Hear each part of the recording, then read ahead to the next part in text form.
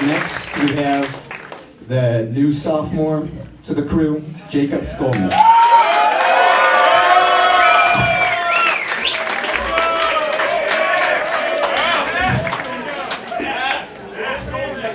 Hello, everyone. If you start crying next to me in a movie, I will not help you through that. It makes me uncomfortable. Just don't do it. It just is terrible. Anyway, I don't believe in two things: smooth transitions and evolution. Now, I know what you're thinking. This guy's a fucking idiot. He doesn't believe in evolution, and you're right. I am a fucking idiot, just not about evolution. See, if Darwin was right, if, the fittest survived and evolution was real, then I wouldn't be here right now, and nor would my family. See, we would have been killed by tigers 10,000 years ago, and I know this for 3 reasons. Number 1, we don't go through puberty.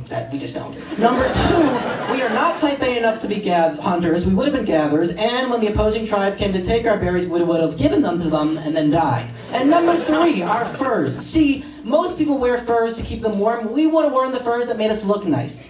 Made our hair look good, match with our eyes. We're a bit, wider in the stomach area because we weren't as, athletic as the other members of the tribe. But the point is, the thing that has kept us alive is that we are incredibly good at talking shit about other people. I've been doing it for 19 years, and my family's been doing it for thousands. See, I know this because of an actual conversation I have and will have with my grandmother that goes like this. Bubby, how are ya? Oh, Jacob, my spinal stenosis is acting up, but it's been better. Oh, Bubby, I'm sorry to hear that. Yeah, I saw Janice at Trader Joe's. She got fucking fat. Oh, fuck Janice, Bubby. Click. I don't know who Janice is. I will meet her once at a bat mitzvah and then forget about her. But the point is, my Bubby decided not to call me about how I am, not to call me about how college is, but to call me to tell me about how fat Janice got. Now, because of my 19 years of talking shit about people, I've become very good at noticing things to talk shit about in everyone else that's not myself. For example, we've got our in-laws who put down a dog when they get tired of it. I mean, it shits on a rug, it's gone. We also have my dad's trainer's family friends who are Japanese and name their daughter Nola. Not after a flower, but after the Enola Gay, which dropped the bombs in Hiroshima and Nagasaki. That would be like a German family naming their kid Dolph, or my family naming me Bernie, not after Sanders, but after Madoff. But the weirdest one I found comes from our pals across the sea in England. Now, we've got family friends in Newcastle, and they've got a son who deserves to be bullied, and he is, thank God, and he's a little shit. He allegedly sings. Every time he's about to, he starts crying. But the point is that once a year, his private school does a choral concert, and my family was lucky enough to be there the weekend of the choral concert, so we saw it. And there were some differences I found between choral concerts in England and choral concerts in America. Number 1, England has an open bar. You can get drunk at those things. It's so much fun because no one wants to be there. Number 2, an American choral director may be flamboyant, but a British choral director are insane. They will force their little boys to sing girls' songs just because they're little boys doesn't mean they can't sing little girls' songs. For instance, I saw an 8-year-old sing Annie, and it was really cute.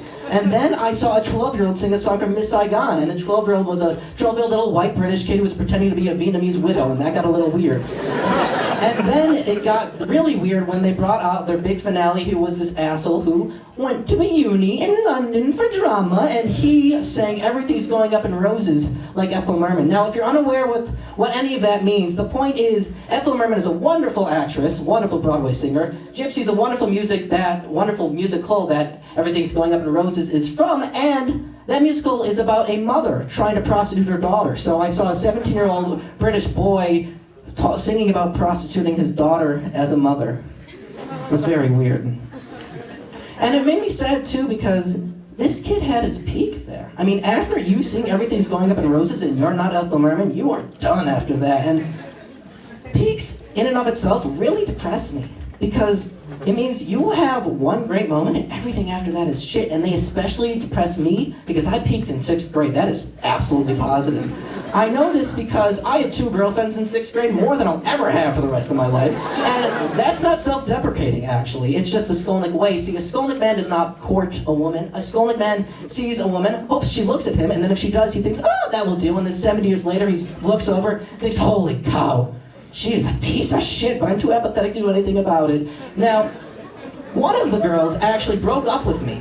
But then we got back together 2 weeks later because, quote, she didn't want to be alone on her bat mitzvah, so I was that guy for her. There was a wait list to dance with me at that bat mitzvah, and there will never be a wait list to do anything with me ever again, let alone put my hands on your hips, sway a little bit, laugh, and then run away. But I also hate the idea of peaks because that means our life follows a narrative structure.